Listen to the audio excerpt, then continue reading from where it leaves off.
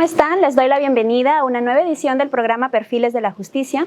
Hoy nos acompaña el director del Servicio de Orientación al Adolescente SOA de Sullana, el licenciado Juan Carlos Caballero Castillo. Bienvenido, licenciado, a Perfiles de la Justicia. Gracias, Evelyn, por tu bienvenida. Reciban el saludo del director ejecutivo del Programa Nacional de Centros Juveniles, el doctor Juan Alcántara Medrano, y del jefe de unidad, el doctor Vicente Guiguren Praeli, institución a la que pertenecen los servicios de orientación al adolescente de todo el Perú. Coméntanos, licenciado, ¿qué es el SOA y cuáles son sus objetivos principales en el proceso de reinserción social de un adolescente infractor? El SOA es el Servicio de Orientación al Adolescente. Como te decía, son órganos, es una institución que pertenece al Programa Nacional de Centros Juveniles. En este sentido, nosotros buscamos reinsertar al adolescente después de que se haya emitido una medida o una sanción o una medida socioeducativa en su contra, con el fin de poder restablecer en él su proceso de reintegración sano a la sociedad a través de la educación, a través del estudio y sobre todo pues, a través de un proceso valorativo que busca ajustar nuestras intervenciones a sus necesidades de atención prioritarias, ¿no? En este sentido, nosotros estamos implementando en el Programa Nacional de Centros Juveniles lo que es el tratamiento diferenciado. Según el Código del Niño y el Adolescente, ¿a qué medidas está sujeto un adolescente partícipe de un hecho punible como delito o falta tanto mayor o menor de 14 años? Tenemos dentro de la justicia penal en nuestro país dos formas de intervenir a un adolescente que ha infraccionado la ley, dependiendo la gravedad de la infracción, ¿no? Valga la redundancia, puede ser internado en un centro de medio cerrado. En Piura tenemos el Centro Juvenil Miguel Grau de Piura, y en Sullana tenemos el Servicio de Orientación al Adolescente, ¿no? Donde nosotros atendemos a adolescentes que han sido sancionados por infracciones que pueden cumplirse dentro de la comunidad o en un medio abierto, así lo llamamos nosotros, ¿no? Una libertad restringida, una libertad asistida, una prestación de servicios a la comunidad, o en todo caso con un adolescente de medio cerrado ha sido beneficiado con una semilibertad, ¿no? Son derivados a los SOAS donde nosotros hacemos el trabajo de continuidad de la intervención o ajustamos algunos aspectos que consideramos necesarios y en base a ello nosotros informamos a los juzgados del proceso de cómo se van atendiendo estos jóvenes. Licenciado, ¿y cómo considera usted que se debe fortalecer y motivar las medidas socioeducativas no privativas de la libertad? Básicamente creo que estamos camino, ¿no?, con el Código de Responsabilidad Penal del Adolescente a la implementación de juzgados especializados en familia, ¿no?, que trabajen de forma más directa con los adolescentes y las infracciones de estos, para que el nivel de intervención o el nivel de la sanción corresponda muchas veces a la infracción. La medida resocializadora tenga un seguimiento más continuo, ¿no?, que ahora sí es un poco difícil porque muchos de los juzgados tienen una carga procesal bastante amplia, que una parte puede ser los infractores, pero no es la base o el eje de su intervención. Sabemos, licenciado Castillo, que usted tiene más de 20 años de experiencia en medios cerrados como centros juveniles de diagnóstico y rehabilitación y también en régimen abierto como los SOAS del interior del país. ¿Cuál considera usted que es el perfil del adolescente infractor de Sullana? Obviamente en este momento que me toca regresar después de algunos años a trabajar a Piura, noto una Sullana un poco más convulsionada, más conflictuada socialmente. He estado participando en algunas reuniones del CODISEC de nuestro distrito y bueno, hay una preocupación latente por el incremento de la criminalidad organizada, ¿no?, el sicariato, la criminalización en bandas, ¿no?, con aspectos que aquí se han desarrollado tal vez un poco más que en otras áreas del país donde he podido trabajar con este tipo de poblaciones, y creo que hay un esfuerzo conjunto en tratar de combatir o revertir este tipo de conductas que se van desarrollando dentro de nuestra sociedad. Es importante que todos desde el ámbito en el que trabajemos pongamos de nuestra parte para minimizar los impactos de la violencia en nuestra ciudad. Y díganos, licenciado, como psicólogo forense y según su óptica, ¿qué está pasando en la sociedad, teniendo en cuenta que el inicio del adolescente infractor es cada vez más temprano, incluso con delitos muy graves como el sicariato? Bueno, la criminología nos habla de los estudios longitudinales donde a través de algunos estudios, sobre todo en Europa, se han podido medir poblaciones a lo largo de 40, 42 o más años. para determinar qué factores predisponen a la conducta delictiva de algunas personas y otras no. Creo que este insumo de conocimiento debe ser transmutado y adaptado a nuestras ciudades.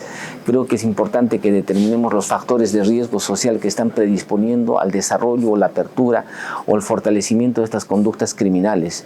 Entonces, en ese sentido, invoco a las autoridades a que se empiece ya a tomar la violencia desde un enfoque más científico, fortalecer las competencias de los operadores de justicia, de las personas quienes pueden tamizar en un primer momento en los centros educativos o institutos estas aperturas de la violencia a través del consumo de drogas, los grupos llamados de pandillas, etcétera, etcétera, ¿no? ¿Por qué, licenciado, un juez de familia debe sentenciar a un adolescente a una medida de medio abierto? La sentencia debe partir del análisis que pueda hacer el magistrado en base a las valoraciones de riesgo, insumo sobre el cual debe de enfocar su medida, ¿no? Esta valoración de riesgo tiene que ser transmitida por los equipos técnicos de las Cortes, como lo dicta el Código de Responsabilidad Penal del Adolescente. Entonces el juez, sobre una base, un sustento, puede ajustar mejor la medida a las necesidades de atención de ese joven. No creamos siempre que el mayor tiempo de sanción de una persona va a ser rehabilitadora, ¿no? O sea, el tiempo es un factor que no siempre juega a favor de una medida, también puede jugar en contra. Ahora coméntenos, ¿no? Sabemos que actualmente está aplicando el enfoque de tratamiento diferenciado del adolescente infractor. Explíquenos en qué consiste este enfoque. Es valorar no solo el riesgo social de un joven de reincidir en un acto delictivo, es la utilización de algunos instrumentos y herramientas que nos permitan tipificar primero si la conducta del adolescente es una conducta delictiva transitoria o tiene un rasgo persistente, y de ser persistente, ¿qué tipo de persistencia tiene ella? En ese sentido, creo que si nosotros como operadores de justicia, ¿no?, que trabajamos en la reinserción de estos adolescentes, logramos determinar esos aspectos y los jueces los pueden entender y aplicar también a sus medidas, creo que vamos a perfilar mejor el proceso de intervención y darnos cuenta que muchas de las medidas alternativas al encierro también son efectivas, eficaces y tienen un sentido rehabilitador. ¿Considera usted que este enfoque de tratamiento diferenciado es efectivo en el sentido de que la probabilidad que el menor vuelva a delinquir es mucho menor?